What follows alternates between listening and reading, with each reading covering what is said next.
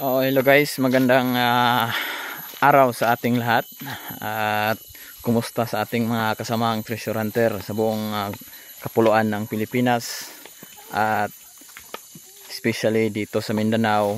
Magandang araw at kumusta kayong lahat mga ka-DH. At welcome back sa aking channel. Ngayon ay may mga markers na naman akong i-share sa inyo mga ka-DH. So ito yung area ng ating kasamaang treasure hunter na sinimulan na nilang hukayin guys, pero mababaw pa lang yung hukay nila at inimbita tayo rito para matingnan natin. So sabi nila may batong naka triangle formation at saka may mga kakaibang sign sa bato. So andito na tayo guys sa area. Ayan, ang area ay strategic din. So ito ay ano to?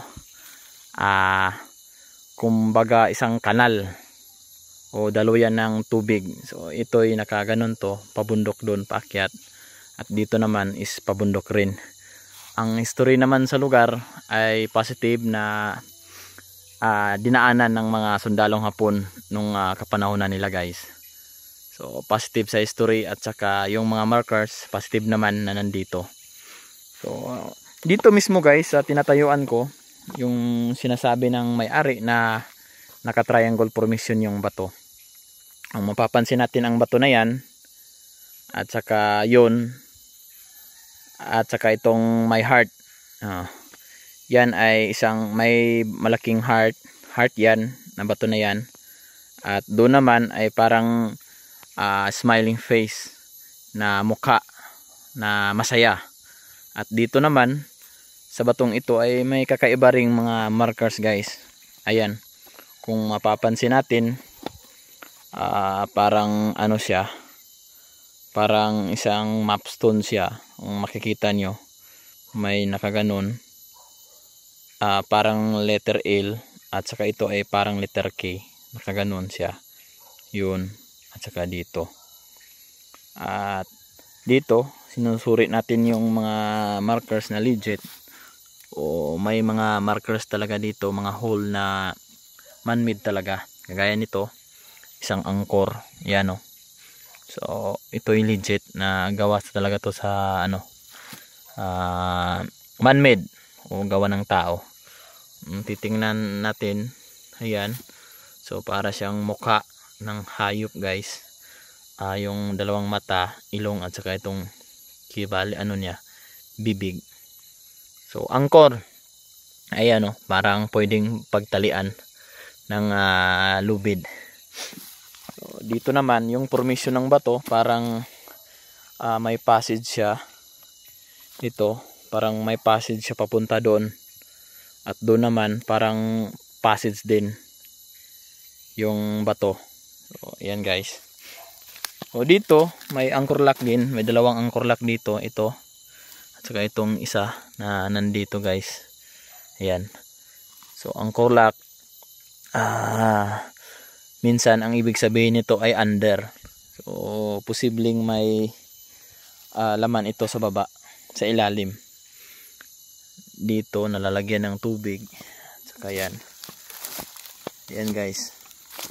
So kaduda-duda talaga ang bato na ito. Dito naman tayo mga ka-TH, tingnan natin.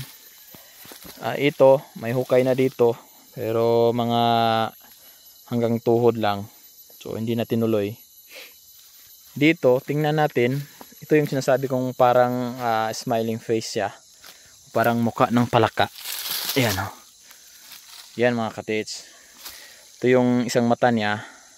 Ayan, at saka itong bibig na mahaba at direkta namang nagtuturo doon sa may heart. Ayan, malaking heart na bato. Kung dito naman, halatang halata na may passageway. At saka sabi nila yung bato na yan ay nakaharang dyan. So ibig sabihin lock yan. Hindi na tayo lalagpas doon.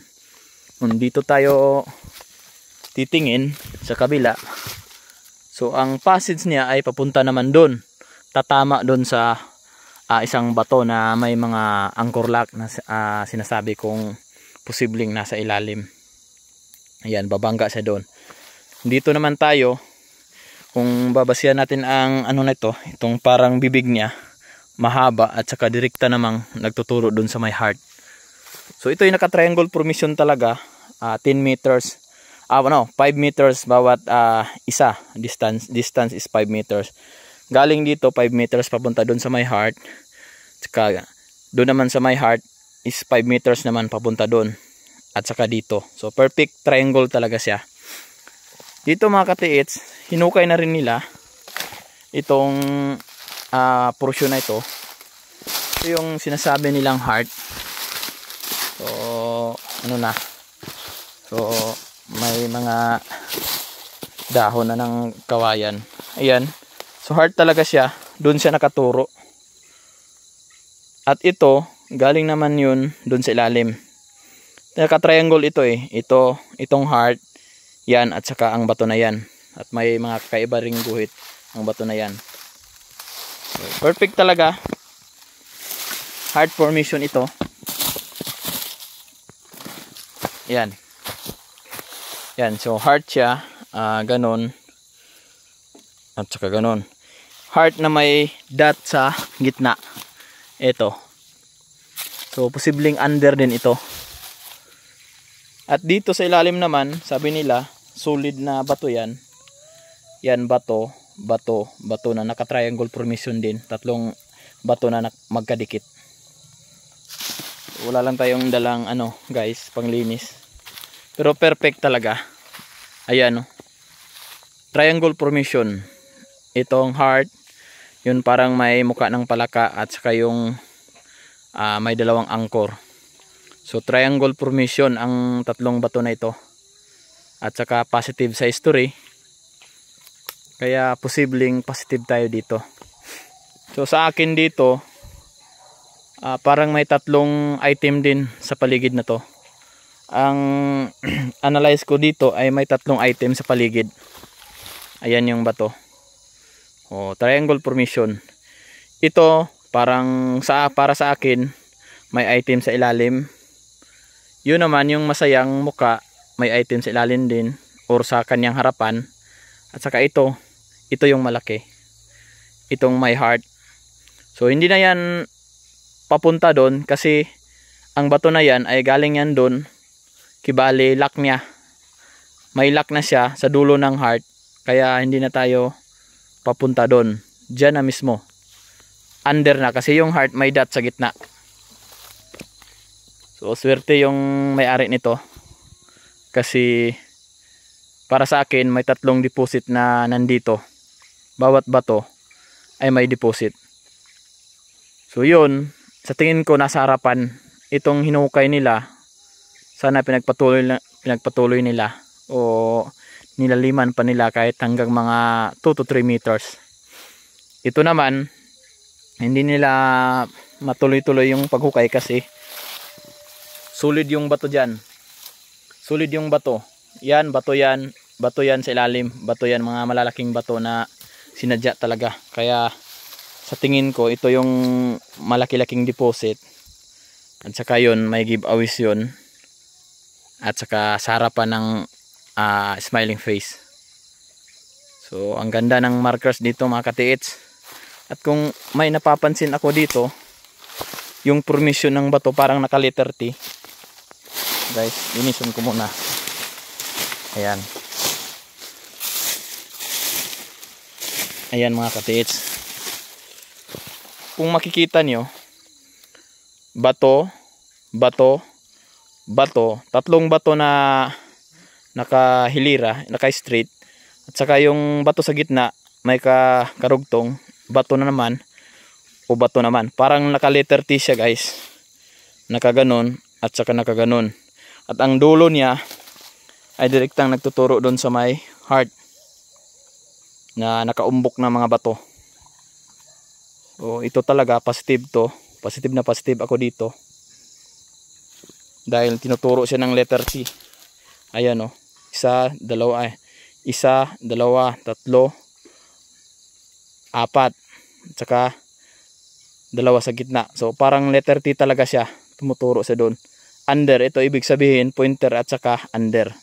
So nagtuturo ang kanyang dulo, doon under. Tinuturo niya yung heart. Saka dito naman, kung mapapansin nyo guys, may parang naka-letter C na mga butas. Nakikita niyo ba guys? Yan oh. Ito. Letter C formation talaga siya. O yan guys. 1, 2, 3, 4, 5, 6. Yan. Parang naka-letter C yan oh. Tingnan nyo. Naka-letter C yung butas. At sa kung dito kayo titingin guys, pansinin nyo ang tatlong butas na yan. Yan, yan, at saka yan. Yan ay parang mukha ng tao na naka side view. Yun oh. Klarong klaro guys. Mukha ng tao na naka side view. So nakapikit yung isang mata niya, isa lang yung bukas, saka yung bibig niya. At direktang tinitingnan niya, yun naman ang parang mukha ng palaka na masaya. At saka may passage. Kaya sinasabi ko parang dito sa harapan ang kanyang load na isa. Isang load naman dito dahil sa itong anchor lock, dalawang anchor lock, ayan. So dalawang anchor lock yan, ayan. So ibig sabihin posibleng under dito sa ilalim ng bato na ito. At saka ang big load niya ay yung may puso, may heart na bato. So ang ganda mga ka-TH. Sa tingin ko nito ay hindi na to malalim. Nasa mga 4 to 5 meters nito. May maabot kayo dito. Yung may-ari nito. May maabot na sila kung hukayin nila ito. Ito under. Yun sa harapan. At saka under. So ang ganda mga ka-TH. So sana magtagumpay yung may-ari dito. Kasi napakaganda ng mga markers. Formation ng bato. So halatang halata kung saan yung item. So ako 100% ako dito sa ilalim ng mga bato nito kasi nakaumbok yung mga bato eh. At saka may malaking heart at may dot sa gitna. Ibig sabihin under sa baba. Okay? Yun lang mga ka-TH. At sana subaybayan nyo pa ang aking channel. At marami akong video dito na i-upload. Yung mga kakaibang mga markers na nakuna namin, nabisita namin. So i-upload ko guys. Abangan nyo lang. At paki-share at saka i-like nyo para ganado naman tayong mag-upload mga ka-TH. So hanggang sa susunod, once again ulitin ko, maraming salamat sa lahat ng palaging nakasubaybay sa aking channel. At keep safe sa lahat ng mga treasure hunter sa buong kapuluan ng Pilipinas. Magandang araw at God bless po sa ating lahat.